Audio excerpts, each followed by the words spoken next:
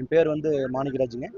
நான் கோயம்புத்தூர் எஸ்எஸ் குளம் ஒன்றியம் கள்ளிப்பாளையம் ஊராட்சி பத்திநாயக்கம்பாளையம் அண்ணாமலை நகரில் குடியிருந்துட்டு கிட்டத்தட்ட 20 வருஷமாக இன்சூரன்ஸ் பண்ணிட்டு இருக்கிறேன். எனக்கு 2 பசங்க. பெரிய எஸ்என்ஆரில் பிகாம்சி செகண்ட் இயர் பண்ணிட்டு இருக்கான். சின்ன பிரதீப்னு சொல்லி போட்டு நேஷனல் மாடல் மெட்ரிக் பள்ளியில் கடந்த 2 வருஷமாக பார்த்தீங்கன்னா ஹாஸ்டலில் தங்கி படிச்சுட்டு இருக்கிறேன்.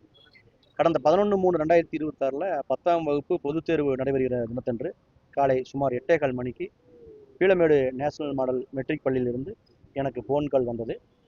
அதில் உங்கள் மகன் பிரதீப் நன்றாக இருக்கிறார், ஆனால் பொதுத் தேர்வு எழுதுவர ரொம்ப பண்ணுறான், நீங்கள் நேரில் வர முடியுமா என்று கேட்டார்கள். நான் உடனே குழந்தையிடம் ஃபோனை கொடுங்கள் என்று சொன்னேன்.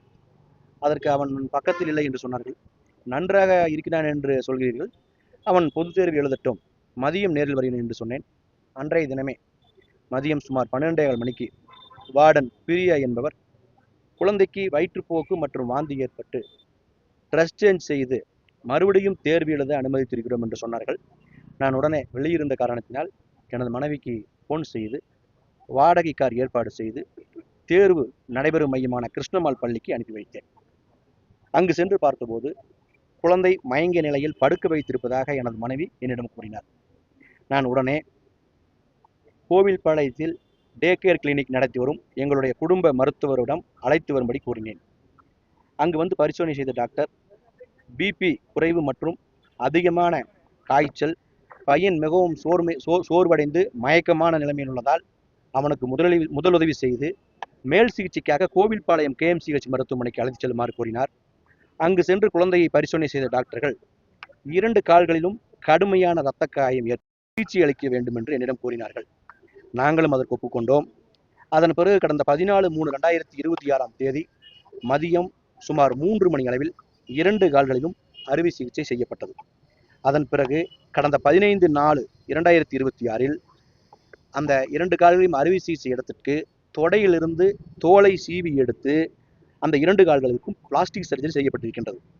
குழந்தையை விசாரணை செய்ததில் நேஷனல் மாடல் பள்ளியின் கணித ஆசிரியை புஷ்பவல்லி என்பவர் சிக் ரூமில் படுக்க வைத்து கடுமையாக தாக்கியுள்ளார் என்ற உண்மை தெரிய வந்தது. இந்த விவரம் தெரிந்த பின்பு நாங்கள் பீளமேடு காவல் நிலையத்திற்கு KMCH மருத்துவமனையிலிருந்து தகவல் சென்றது. அவர்கள் அதை முறையாக பயன்படுத்தாத காரணத்தினால் நான் 100க்கு தகவல் சொல்லி அந்த புகாரை பதிவு செய்தேன்.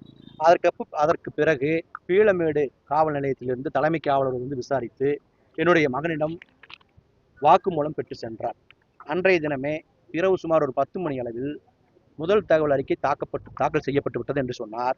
ஆனால் நிச்சயமாக முதல் தகவல் அறிக்கை தாக்கல் செய்யப்படவில்லை. என்ன நடந்தது என்று எனக்கு தெரியவில்லை. வெறும் CSR மட்டும்தான் போட்டிருக்காங்க. அந்த சமாச்சாரத்தை FIR போடல. அதுக்கப்புறம் மாநகர காவல் ஆணையர் அவர்கிட்ட 25/3/2026 நாங்கள் பாதிக்கப்பட்ட பையனை ஹாஸ்பிட்டல் இருந்து வீல் சேரில் அழைச்சிட்டு போய் கம்ப்ளைண்ட் கொடுக்குறோம். அதுக்கப்புறம் 27/3 தான் அவங்க FIR போட்டிருக்காங்க. இன்னைக்கு வரைக்கும் எந்த ஒரு நடவடிக்கையுமே கிடையாது.